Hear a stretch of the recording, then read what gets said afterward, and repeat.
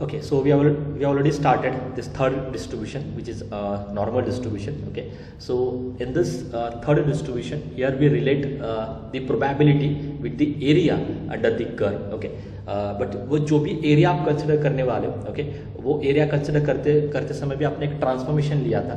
ठीक है, so this is your transformation. Okay, so remember this is your transformation. You have to put z is equal to, okay, remember this part is very important. Okay, so here you have to put z is equal to x minus mean upon standard deviation. जैसे आप ये substitution लेते हो, आपका graph जो जाता है, जो पिक आपको मिलता है वो म्यू इक्वल टू 0 पे मिलता है. ओके, प्रीवियसली म्यू आपका नॉन जीरो हो सकता है या mu can take any value in this case, in case of P of x.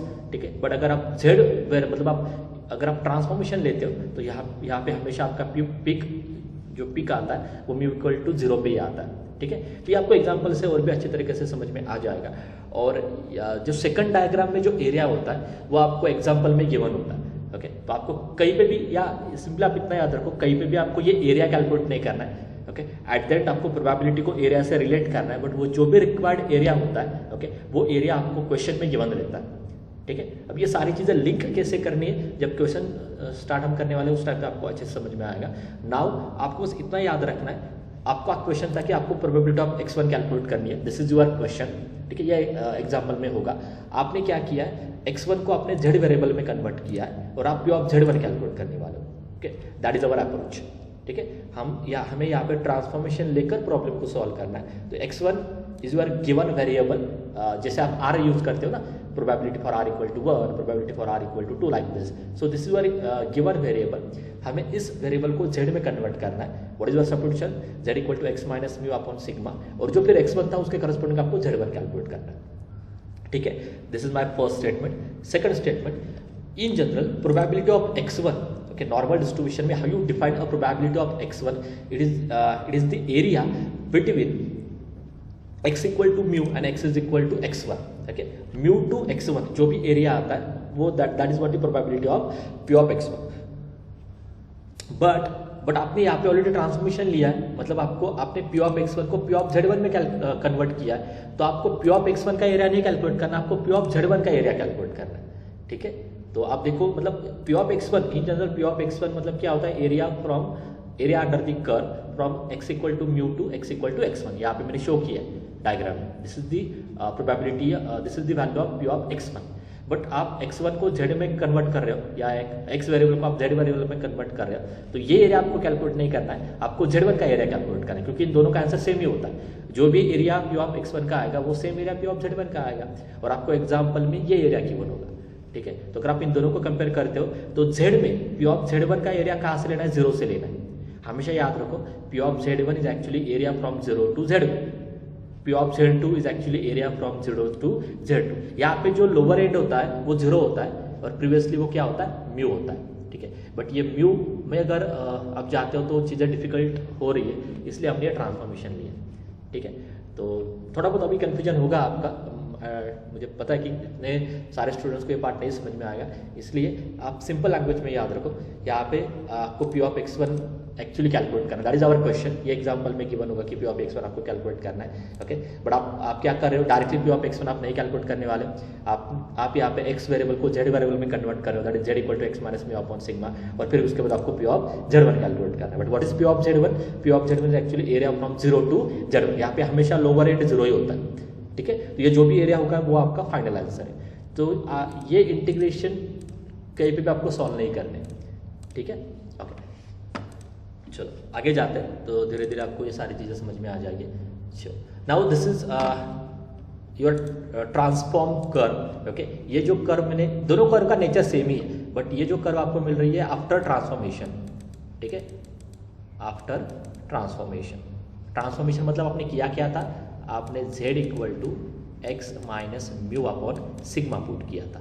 तो इसलिए जो x वेरिएबल था, जो आपका x वेरिएबल था, वो अभी z में कन्वर्ट हो चुका. ठीक है, और ये और z में कन्वर्ट होने के बाद ये आपकी कर्व आती है. ठीक है, तो इस कर्व में जो हाई पिक आपको दिखाई दे रहा है, हाई पिक जो आपको दिखाई दे रहा है वो 0 पे दिखाई दे रहा है. Okay, now this is z equal to 0. ठीक है, या म्यू इक्वल टू, ये म्यू की वैल्यू है, so we can consider as z, because yes your x axis is now z axis and this is your function axis. ठीक है। और उसके बाद आपको मैंने एक्सप्लेन किया था पहले ही, जो टोटल एरिया आता है इस कर्व के under, that total area is 1। तो इस कर्व का टोटल एरिया क्या आता है 1। ये सारी चीज़ आपको यूज़ करनी है। अगर टोटल एरिया 1 है, ये एक्चुअली ये सेंटर पे आ रहा है, तो ऑब्वियसली ये एरिया होगा आपका 0.5 और लेफ्ट साइड का जो एरिया होगा वो आपका होगा 0.5। तो ये सारी चीज़ें आपको कंसिडर करनी है while solving the problems on this normal distribution. Okay, चलो एटलीस्ट 10% भी अगर आपको समझ में आ जाता है तो भी आपको क्वेश्चन क्लियर होगा, ठीक है। एंड फिर उसके बाद आपको मैंने क्या एक्सप्लेन किया था कि जो एरिया ऑफ Z1 का मीनिंग क्या होता है, या it's better if I consider here P of Z1, ठीक है। तो probability of Z1 is nothing but area under Z1, ठीक है ना। ऐसे तो हमने नॉर्मल डिस्ट्रीब्यूशन में डिफाइन किया। सो probability of Z1 is actually area under Z1, यानी एरिया आपको कहाँ से लेना है 0 to Z1, मतलब 0 से यहाँ पे कहीं पे Z1 आ जाएगा। तो ये जो भी एरिया आता है इसके अंदर, ठीक है, ये एरिया होगा आपका, this is your final answer, this is the probability of P of Z1। And what is the probability, okay, इसको लेफ्ट साइड में, this is actually probability for Z lies between Z1 and Z2. What is the probability for Z which lies between Z1 and Z2? It is actually the area of this curve lies between Z1 and Z2. तो Z1 और यहाँ पे कहीं पे Z2 होगा, इन दोनों में जो भी एरिया आता है that is the probability from Z1 to Z2, ठीक है।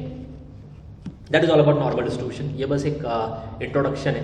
Okay, now I will take one example, ठीक है। ऑलमोस्ट सारे एग्जांपल में आइडिया सेम है, तो जो भी क्वेश्चन 1 में मैं एक्सप्लेन करने वाला हूँ सेम आइडिया से आपको आगे के क्वेश्चन सॉल्व करने, ठीक है। So question 1 is like this, assuming that the distance of 1000 brass plugs taken consecutively from a machine form a normal distribution, ठीक है। सो आपके पास एक काउंट है, there are 1000 brass plugs, okay, with the mean, तो mean आपको given है। So in solution what is that, mean is equal to 0.7515 and standard deviation 0.0020। आपको मैंने पहले ही बोला था कि क्वेश्चन में सारी चीज़ें गिवन ही रहती है, आपको बस नॉर्मल डिस्ट्रीब्यूशन से कैलकुलेशन करना है, ठीक है। हाँ, और यहाँ पे उन्होंने क्वेश्चन में दिया कि use the normal distribution to solve this given example. So there are 1000 brass plugs, okay. फिर उसके बाद आपके पास मीन गिवन है, ठीक है, ये जो भी काउंट है उसका, एंड आपके पास स्टैंडर्ड डेविएशन गिवन है विच इज 0.0020। अभी देखो क्वेश्चन क्या है, how many of the plugs are likely to be approved, okay. 1000 में से कितने प्लग्स अप्रूव्ड हो रहे हैं, okay, if the acceptable diameter, okay, if the acceptable diameter is this, ठीक है, ये आपको कैलकुलेट करना है। तो आपका अप्रोच क्या होगा, पहले आप इसकी प्रोबेबिलिटी कैलकुलेट करो। First find a probability of plugs, first find a probability of plugs to be approved if the diameter is lies between this range, ठीक है। ये प्लस और माइनस में मतलब इसकी रेंज क्या है 0. ओके, तो मैं क्या करता हूँ, यहाँ पे दो वैल्यूज है, प्लस और माइनस मतलब यहाँ पे दो वैल्यूज गिवन है। सो मैं क्या करता हूँ, let I denote the first value आज, जब प्लस साइन आता है तब उसको मैं x1 से डिनोट करता हूँ, ठीक है। एंड जब माइनस साइन आता है दैट वैल्यू इज 0.756, जब माइनस साइन आता है उसको मैं x2 से डिनोट करता हूँ and that value is 0.748। Okay, मैं आपको फिर से क्वेश्चन एक्सप्लेन करता हूँ कि क्वेश्चन में मतलब करना क्या है। So there are 1000 brass plugs, ठीक है, और आपको करना क्या है, from this we have to find the number of plugs, okay, which is approved if their diameter is lies between this two values, ठीक है। So if their diameter is lies between 0.748 to 0.746, ठीक है। अगर इस range में diameter आपका आ रहा है तो वो प्लग आपका क्या होगा, अप्रूव होगा, ओके। उनका काउंट आपको कैलकुलेट करना है, तो ऑब्वियसली वो जो काउंट होगा वो लेस देन 1000 ही होगा, ओके। तो ये आपका क्वेश्चन है, ठीक है। तो डायरेक्टली काउंट कैलकुलेट करने के लिए पहले आपको इस रेंज में, ओके, इस रेंज में जितने भी प्लग्स आ रहे हैं उनकी प्रोबेबिलिटी कैलकुलेट करनी है। तो first calculate a probability of a plugs, okay, which lies between this two diameter, okay. तो आपका क्वेश्चन एक्चुअली क्या है, okay, what is our question, we have to find a probability, okay. So here I define a P, okay, यहाँ पे शायद मैंने नहीं दिया है क्योंकि अभी आपको ये समझ में आ रहा है। सो what is my P, P is the probability, okay, I cannot write that whole statement, but P is what, probability of the plugs, ये जैसे वैसे कंटिन्यू करो, probability of the plugs likely to be approved if their diameter is lies between this range. Okay, तो जो भी part solve करना है पहले उसकी प्रोबेबिलिटी कैलकुलेट करो, जो भी गिवन काउंट है उससे मल्टीप्लाई करो, that is your final answer. अभी तक सारे क्वेश्चन में यही आपका अप्रोच था, ठीक है। तो अभी आपका क्वेश्चन क्या है, to find probability which lies between x2 and x1। मैंने x2 पहले क्यों लिया था, क्योंकि x2 स्मॉल है ना, 748 है और 756 है। So basically we have to find a probability of x which lies between x2 and x1, ठीक है। ये एक्चुअल आपका क्वेश्चन है।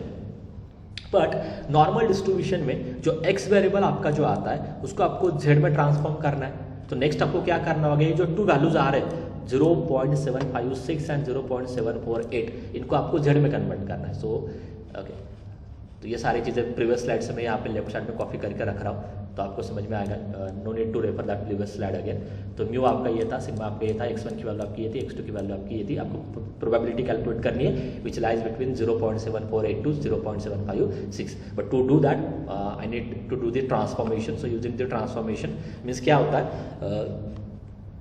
ट्रांसफॉर्मेशन आपका ये है in general, okay, z equal to x minus mu upon sigma. But मुझे अभी x1 को ट्रांसफॉर्म करना है, तो x1 का जो भी ट्रांसफॉर्मेशन आएगा that is denoted by z1 and which is equal to x1 minus mu upon sigma. अगर आप सारे वैल्यूज पुट करते हो तो आपका ये कैलकुलेशन आता है, मतलब x1 के करस्पॉन्डिंग जो ट्रांसफॉर्म वैल्यू मेरी आ रही है दैट इज 2.25, करेक्ट। हाँ, एंड नाउ x2 के करस्पॉन्डिंग जो मेरी ट्रांसफॉर्म वैल्यू आ रही है, let me erase this, x2 के करस्पॉन्डिंग जो मेरी ट्रांसफॉर्म वैल्यू आ रही है that is z2 which is x2 minus mu upon sigma. सारे वैल्यूज पुट करो which is there in the slide, so you will get that value as minus 1.75। Okay, तो previously आपको करना क्या था, we have to find a probability which lies between x2 and x1, but आपने x2 और x1 को transform किया है z1 एंड z2। ये कंपलसरी करना है, या नॉर्मल डिस्ट्रीब्यूशन का कोई भी क्वेश्चन आने दो, इन एवरी एग्जाम्पल जहाँ पे भी x आता है उसको z में कन्वर्ट करना है, ठीक है, using this definition x minus mu upon sigma. चलो, तो अभी आपका क्वेश्चन क्या था, what is our claim, we have to find a probability which lies between x2 and x1, but now this question become probability of z which lies between z2 and z1, क्योंकि transformation आपने किया। तो transformation के बाद जो भी x की probability होगी वो सेम z की आने वाली है। इसका रीजन क्या है, क्योंकि जब आप x को z में ट्रांसफॉर्म करते हो दोनों केस में जो कर्व आपकी आती है वो सेम ही रहती है। ओके, ये x की कर्व है ना, तो z में भी कर्व आपकी सेम रहती है, बस पोजीशन चेंज होगी। फॉर एग्जांपल सिंपल क्या है इसका मीनिंग, कि अगर पहले आपका ये स्क्वायर आ रहा है 2/2 का, ओके, अगर मैं इसकी पोजीशन यहाँ पे लेता हूँ सेम 2/2 का, ठीक है, तो यहाँ पे जो एरिया आ रहा है वो सेम एरिया आपको यहाँ पे मिलेगा। मतलब पोजीशन चेंज करने के बाद भी, मतलब x to z में कन्वर्ट करने के बाद भी आपका एरिया सेम ही रहेगा। Okay, if area is same that implies the probability of x is always equal to probability of z। Okay, तो अभी आपका क्वेश्चन क्या बन चुका है, we have to find a probability of z which lies between z2 and z1, that is nothing but we have to find a probability of z which lies between -1.75 to 2.25। Okay, हाँ, अभी इसके आगे directly आपको diagram draw करनी है। चलो, diagram में curve का नेचर ऐसा ही रहता है, बिकॉज ये सारे नॉर्मल डिस्ट्रीब्यूशन की क्वेश्चन है, ठीक है, और हमेशा सेंटर पे आपको क्या लेना है, z इक्वल टू 0।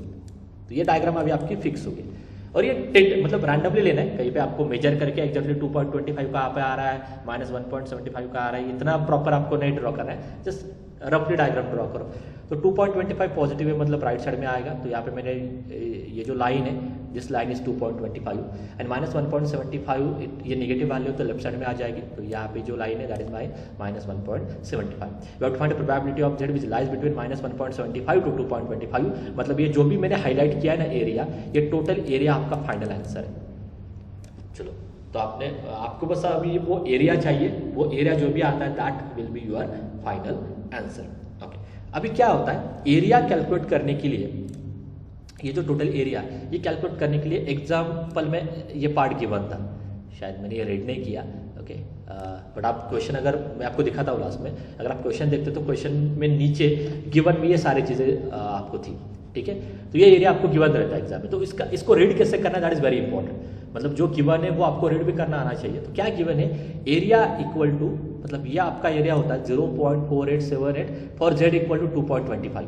इसको आप मैथमेटिकली कैसे लिख सकते हो, area of 2.25 is equal to 0.4878 ये फर्स्ट एरिया गिवन है और सेकंड एरिया क्या गिवन है उसको मैं बी से डिनोट करता हूँ। B of 1.75 is equal to 0.4599। Okay, ऐसा उन्होंने दिया। ओके, और आपको मैंने पहले ही क्लियर किया है कि एरिया ऑफ Z1 इसका मीनिंग क्या होता है? एरिया ऑफ Z1 का मीनिंग क्या होता है? एरिया फ्रॉम 0 टू Z1, हमेशा लोअर एंड 0 रहता है। तो एरिया ऑफ Z2 का भी मीनिंग क्या होगा? What is area of Z2? Area from 0 to Z2। ठीक है, तो अभी जो पार्ट गिवन है पहले उसको आप हाईलाइट करो। ठीक है, तो पहला क्या गिवन है? एरिया ऑफ 2.25, मतलब 0 टू 2.25, ये जो भी पार्ट आ रहा है वो। ठीक है, ये टोटल एरिया आपका क्या है? दैट टोटल एरिया इज 0.4878, मैंने हाईलाइट करके भी दिया आपको।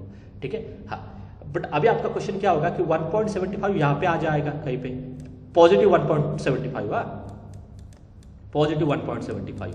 तो ये जो पॉजिटिव 1.75 है यहाँ पे, okay let me change my colour, तभी आपको ये दिखाई देगा। हाँ, तो ये यहाँ पे कहीं पे आपका 1.75 आ रहा है। ठीक है, पॉजिटिव। ओके, सेकंड पार्ट क्या गिवन है?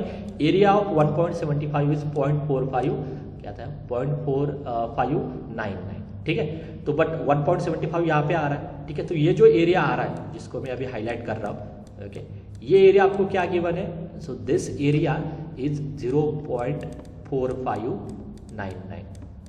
बट आपको पहले ही से ही पता है कि ये जो कर्व है नॉर्मल डिस्ट्रीब्यूटेड कर्व है, मतलब जो चीज़ें आप राइट साइड में ले रहे हो वो सेम चीज़ें लेफ्ट साइड में होगी। मतलब अगर ये सेम एरिया अगर मैं यहाँ से मतलब ये 1.75 था, अगर मैं लेफ्ट साइड में -1.75 लेता हूँ तो ये एरिया और 0 टू ये एरिया -1.75 टू 0, ये दोनों एरिया सेम ही आ रहे हैं। ओके, अभी आपको मैं क्या एक्सप्लेन कर रहा हूँ, मतलब 0 टू 1.75 का एरिया एंड -1.75 टू 0 का एरिया, ये दोनों सेम ही है because that curve is normally distributed. तो ये जो एरिया यहाँ पे आ रहा है वो सेम एरिया लेफ्ट साइड में भी होगा।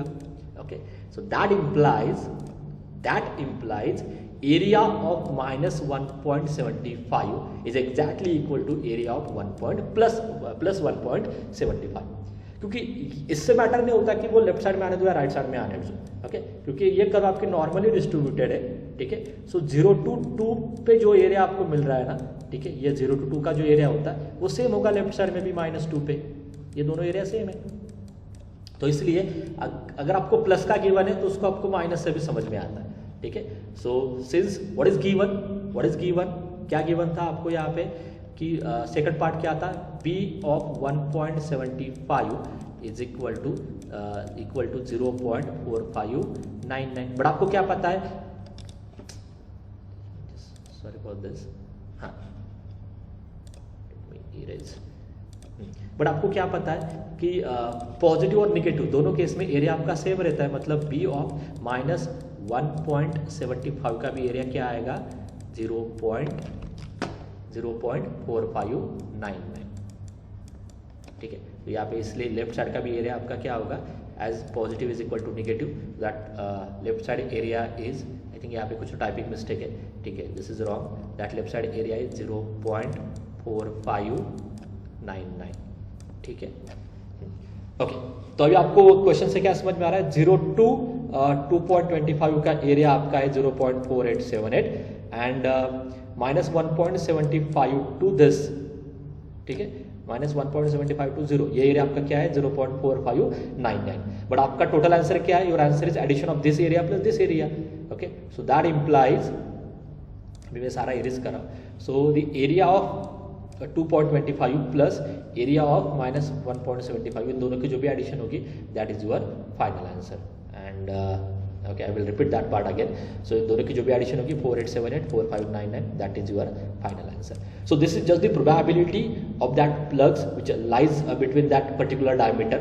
ठीक है, बट आपको क्या चाहिए? आपको 1000 में से ऐसे कितने प्लग्स है, okay, which lies between this diameter. तो आपको ये जो भी प्रोबेबिलिटी आ रही है उस प्रोबेबिलिटी से 1000 को मल्टीप्लाई करना है। सो 1000 multiply by this probability which is 947.7 if I approximate, क्योंकि ये काउंट है। So that gives you 948. So this is your final answer. ठीक है, अभी भी अगर क्लियर नहीं हो रहा, so I will take one more example. बस ये एरिया कैसे मैं कैलकुलेट कराऊँ, that is the important part. चलो इसलिए एक और एग्जांपल ले रहा हूँ तो और भी अच्छे से क्लियर होगा. So question 2 is like this. In a certain examination test, okay, so there are 2000 students appeared in a subject of statistics. Average marks obtained were 50%. So the average marks is 50%. So what is, we have given mu, that mu is 50 upon 100 because it is given in terms of percentage, and that is nothing but 0.5. Also we have given the standard deviation, that is sigma, which is equal to 5 upon 100, and if I do that calculation, that gives you 0.05. So we have given mu also, we have given sigma also, and there are 2000 students. Question क्या है, how many students do you expect, okay, to obtain more than 60% marks? ठीक है, या आप relate कर सकते हो आपके मतलब किसी भी अदर सब्जेक्ट से. So how many students do you expect to obtain more than 60% marks, supposing that marks are distributed normally? मतलब इस लास्ट स्टेटमेंट का मीनिंग क्या होता है कि you have to use the normal distribution. ठीक है, तो आपको कैलकुलेट क्या करना है, 2000 में से इससे कितने स्टूडेंट्स है जिनको ग्रेटर दैन 60% मार्क्स मिल रहे हैं, मोर देन 60%, ये आपको कैलकुलेट करना है. तो वो नंबर आने वाला है. ठीक है, तो ये कैलकुलेट करने के लिए first of all I have to calculate a probability of x, okay, which is greater than 60%. मुझे बस ये कैलकुलेट करना है. जैसे मुझे मेरे पास प्रोबेबिलिटी आ जाती है, प्रोबेबिलिटी से 2000 से मल्टीप्लाई करो, that is your final answer. ठीक है, so here my x is what, x आपका क्या है 60%, that is 60 upon 100 which is 0.6. और आपको कैलकुलेट क्या करना है, what is our claim, we have to find a probability of x which is greater than this x1, okay, that is greater than this 0.6. तो ये आपका क्वेश्चन है. But ये था सारा, मतलब जो भी गिवन होता है वो एक्स के लिए होता है ना, ये सारी चीज़ एक्स के लिए होती है. जब भी आपको नॉर्मल डिस्ट्रीब्यूशन यूज करना है, you have to transform this x variable to z variable. So in next slide, ये सारा मैंने प्रीवियस स्लाइड से कॉपी किया है. क्या क्या दिया था, म्यू दिया था, सिग्मा दिया था. आपको कैलकुलेट क्या करना है, क्वेश्चन भी यहाँ पे लिखता हूँ. आपको कैलकुलेट क्या करना है, probability of x which is greater than 0.6. ठीक है, but here you have to use the transformation, मतलब आपको जेड वेरिएबल डिफाइन करना है 0.6 के लिए. तो 0.6 ये आपकी एक्स की वैल्यू है, तो इसके करस्पॉन्डिंग जेड वेरिएबल क्या आएगा, 0.6 माइनस म्यू क्या होता है 0.5, सिग्मा क्या होता है 0.05, तो वो आपका आंसर होगा 2. मतलब अभी आपका क्वेश्चन क्या बन गया है, आपको प्रीवियसली कैलकुलेट करना था probability of x which is greater than 0.6, now this become probability of Z which is greater then 2. ठीक है, just calculate probability of Z which is greater then 2. तो पहले ये डायग्राम में तो दिखा, okay, that is probability of Z greater than 2. तो उसके लिए पहले डायग्राम ड्रॉ करो. ऐसा, this is your regular normal curve. ठीक है, 2 है मतलब पॉजिटिव, तो यहाँ पे कहीं पे आएगा. ग्रेटर दैन 2 मतलब ये एरिया आपको कैलकुलेट करना है. So this is area we have to find. ठीक है, अभी देखो क्या गिवन है, आपको क्या गिवन है, ये स्टेटमेंट था क्वेश्चन में. Given area is equal to, so what is given area is equal to 0.4772 for z equal to 2. मतलब क्या है, area of 2 is equal to 0.4772. Area of 2 का मीनिंग क्या होता है, एरिया फ्रॉम 0 to 2. हमेशा याद रखो, लोअर एट 0 होता है. मैं फिर से ये सेम स्टेटमेंट रिपीट कर रहा हूँ. जब भी इस फॉर्म में इन्फॉर्मेशन गिवन रहती है, वो जो एरिया होता है वो आपको 0 से ही लेना है. सो what is given, area from 0 to 2, मतलब ये एरिया गिवन है. Okay, I will highlight that part. ये एरिया आपको क्या गिवन है, विच इज 0.4772. आपको कैलकुलेट क्या करना है, ये जो मैंने लाइन से हाईलाइट किया, ये एरिया आपको कैलकुलेट करना है. This we have to find. Okay, अभी कैसे, तो सिंपल है. आपको पता है कि राइट साइड में जो भी टोटल एरिया आ रहा है, ये टोटल एरिया राइट साइड का, ये जो भी टोटल एरिया आ रहा है, that total area is 0.5, half होता है, क्योंकि टोटल एरिया 1 है, तो उसमें से हाफ एरिया आपका क्या होगा 0.5. सो 0.5 में से ये रेड वाला जो उन्होंने दिया है वो एरिया सबट्रैक्ट करो, that gives you your required area, probability of Z greater than 2. तो आपका आंसर क्या होगा, 0.5 माइनस दिस एरिया जो उन्होंने दिया था. वैल्यूज पुट करो, जो भी आंसर आएगा वो आपकी फाइनल प्रोबेबिलिटी होगी. So this is the probability of students who got more than 60% marks. ठीक है, so you have to just multiply this probability with your total strength, that is 2000. So 2000 multiplied by this, which gives you 45.6, okay, and that is nothing but 46. So there are 46 students who got more than 60% marks in statistics. ठीक है, इतना easy. Okay, we'll take this last question and then stop. In a certain city, 4,000 tube lights are installed. Okay, if the lamps have average life of 1500 burning hours with the standard deviation 100. Assuming the normal distribution, how many lamps will fill in first 1400 hours and how many lamps will last beyond 1600 hours. ठीक है. So I think I will give this question for homework. ठीक है, क्योंकि देखता हूँ कि कल के लेक्चर में कितने स्टूडेंट्स को आंसर मिलता है. And what is given, area of 1 is equal to 0.3413. Okay, please take a screenshot of your mobile. Okay, क्योंकि क्वेश्चन लिखने की जरूरत नहीं है, just take this screenshot. Laptop पे तो लैपटॉप पे ले लो, मोबाइल है तो मोबाइल पे ले लो, so that you can solve this question. Okay, so question is like this. एक बार रीड करता हूँ, just take this screenshot. In a certain city there are 4000 tubes. तो काउंट क्या है, 4000 tubes. If a lamps have average life, so mean given है mu equal to 1500 and standard deviation sigma is equal to 100. Normal distribution का use करना है. और question क्या है, how many lamps will fail in first 1400 hours. Means probability of x is equal to 1400 hours. इसको z में convert करना है, ये पहला. सेकंड क्या, how many lamps will last beyond 1600 hours. So last beyond 1600 hours. So probability of x is greater than 1600. ये दोनों चीजें आपको कैलकुलेट करनी है. ये सारा x में है. गिवन इन्फॉर्मेशन हमेशा x में आती है, आपको z में कन्वर्ट करके सॉल्व करना है. Okay, so just take screenshot of this and about answer in next lecture. And what is given, area of 1 is equal to, area of 1 का मीनिंग क्या होता है, एरिया फ्रॉम 0 to 1. 0 to 1 का जो भी एरिया है वो आ रहा है 0.3414. Okay, so